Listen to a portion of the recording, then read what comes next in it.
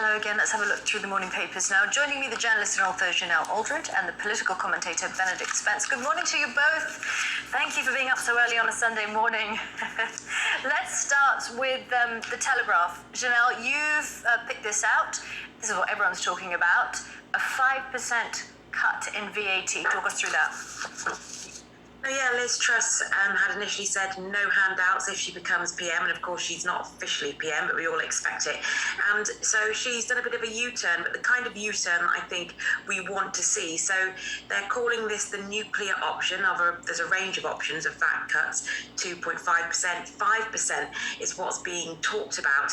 It will probably save households, the average household, around £1,300 a year, but it will cost the taxpayer about £38 billion a year. It's actually it's from a Gordon Brown policy from 2008. So again, borrowing probably from Labour. Let's see how that goes down with their potential voters. She's also thinking about keeping Sunak's 5p a litre reduction on petrol. You know, times are troubling. You know, I look at my own bills. I'm a single income household and I see that the bills are going up and my pay is not rising by the same amount. So something does need to be done. I do think a nuclear option is the best way, and I'm all for U-turns if actually they put more money in our pockets each month to help us pay with the bills. But even so, £1,300, it's not really going to touch the side for the expected energy bills even, never mind everything else that's going up. So grateful for any support, and we'll see if this will be the magic ticket, but definitely we need something drastic and we need it announced soon, just for people's peace of mind, if nothing else. Yeah, frightening, terrifying. Just people are unable to pay the bills, simply unable. Benedict, what do you think? How did it work back in 2008 when it was Gordon Brown's plan? The problem with a lot of this is I think it's not very helpful actually to go back to previous examples. You know, people often talk quite a lot about the 1970s as well. The cost of living crisis then, and I'm sure that with Liz Truss gearing up for a fight with the unions, people will try to go back to the 1980s. Very often in this country, we'd like to go back to previous ideas and say, oh, well, it worked back then, it's therefore applicable. I don't think, on the one hand, it's a good thing to be trying to alleviate pressure on ordinary families, to be putting more money back into people's pockets. I do understand that.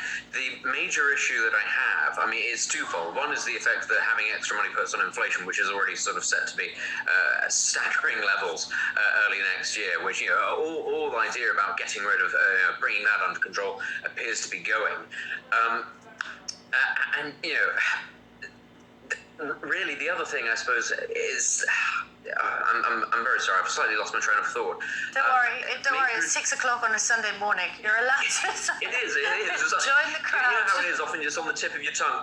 Honestly, this must be what the government feel like. Oh, we've got a solution to the crisis. We've lost it. Well, it certainly sounds like it from everything that we've been hearing. Yeah, no, listen, let's move on, because it's in the same vein. It's this Boris Johnson support package, what he's been writing about in the Mail. It's a really interesting article. What did you make of it? Well, this was in the front page of the Express, and this is Boris Johnson talking about that there is sort of massive help that is going to come down the line to alleviate pressure on families. But it's slightly juxtaposed, I think, with Lord Frost, who's come out this morning and said that sort of massive intervention in the energy market isn't the solution.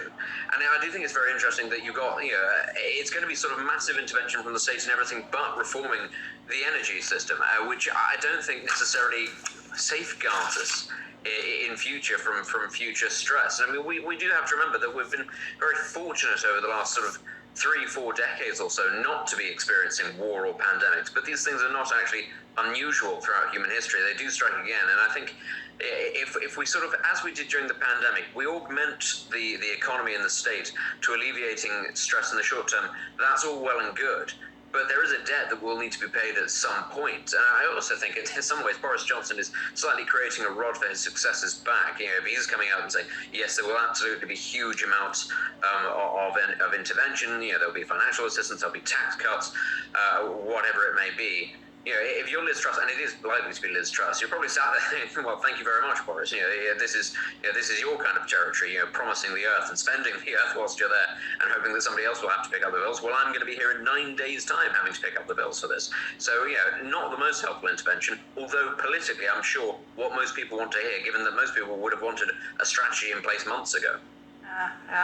What do you make of the time frame in particular that Boris Johnson is talking about? Because it seems to suggest that it's all going to be over in a couple of months. It's all going to be fine.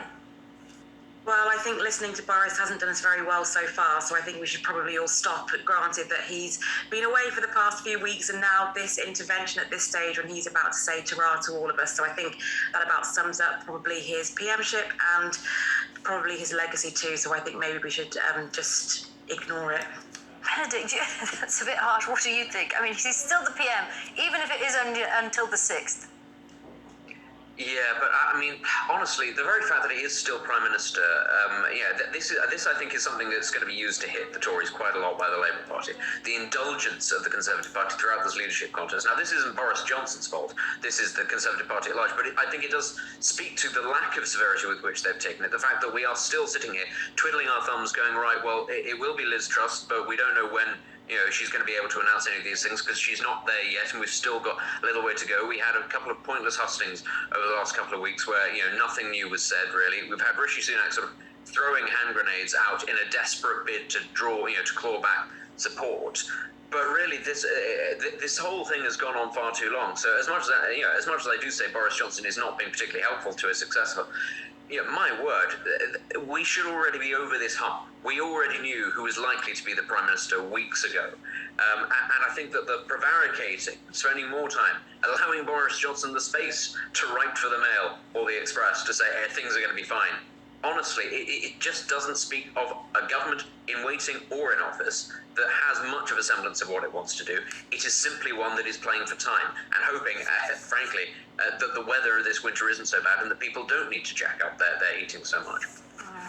Let's look at another fairly depressing story. Janelle, this is in the Times. You picked this out. It's about dissatisfaction with the NHS. One thing that struck me was that it must be really disheartening if you actually work for the NHS and read this kind of an article or this kind of a headline. I mean, I know for years people were complaining about the NHS, and then along comes COVID, and people are outside clapping them, getting money off meals, everyone's having a big love-in, and then 2 years down the line, people are once again unhappy, not thinking they'll receive timely treatment, around 58% not thinking they'll receive timely treatment, not really hitting the waiting time targets for ambulances and happiness about GPs. But YouGov poll shows, although many people think it's actually underfunded, not many people want to pay more tax for it. They don't like the rise in national insurance for it. And there just seems to be a massive, massive problem with the NHS. And yes, it must be disheartening for those people that are still there soldiering on despite the massive amount of vacancies. Steve Barclay's now trying to recruit 20,000 nurses from Sri Lanka and India, which just goes to show the depth of the shortage, which is leading to the delay in waiting times, the delay in diagnoses, and all the things that come along with that. I tried to call my GP for an appointment, and I've kind of given up, but it's one that I actually do need to have. But I need also the time to sit on the phone through the waiting times just to get my appointment, just so I can then try to see the doctor, hopefully in the next 2 weeks to a month. And this is repeated right across the country.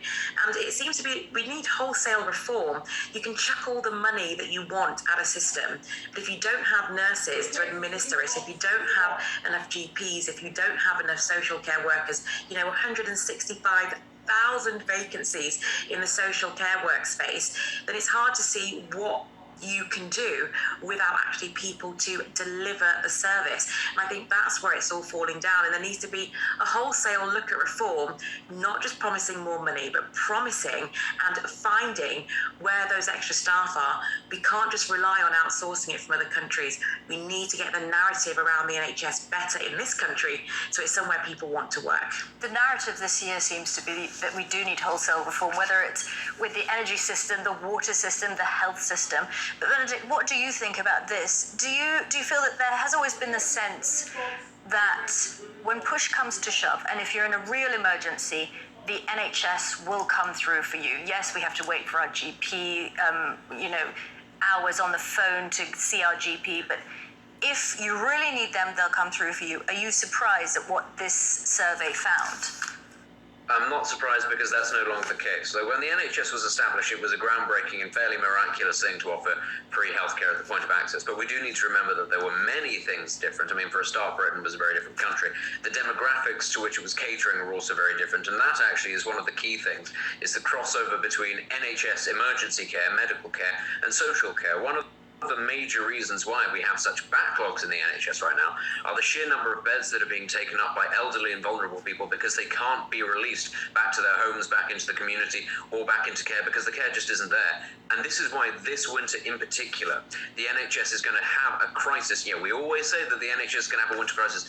This one is going to be a big one. This is going to be, just like during COVID, it's going to be, sort of an all-enveloping situation where elderly and vulnerable people will go into A&E, they'll go into hospital, and they won't be released on much larger scales than normal because they won't be able to afford to heat their houses. You can't let elderly or vulnerable people, at risk of having things like pneumonia, chest infections, what have you. You can't let them go. You can't just release them because they will be back very shortly at the back of the ambulance queue, just adding to the pile-up. And that is why I think, we saw this during COVID. People were prepared to give the NHS a lot of slack. They were prepared to put their arms around it. But it was when, after COVID, after the initial shock of COVID, when we realised that many other parts of the service had been underutilised, and now there was a bit of a bottleneck because people hadn't been going to their GPs, they hadn't been going to see cancer appointments, this, that, and the other. And now you have, the shortfall in the build-up, and people, I think, began to lose their faith that they've had for a very long time in the NHS, not in the doctors and nurses, and this is always really important. People, I think, in this country still view those people as, frankly, pretty sanctified. They're almost like the village priest was of yesteryear. It is very much about administration, about the system. It's not a very efficient system. It wastes, as much as we all say we need to put more money into it, it wastes an extraordinary amount of money. And this is one of the things, that for all, we can say that Britain has moved away from Europe. It's one of the one things that we didn't take from Europe was that no country in Europe has a system like ours. Okay. Janelle and Benedict, thanks a lot. We'll see you in the next hour. Thank you. Lots more still to come with Sky.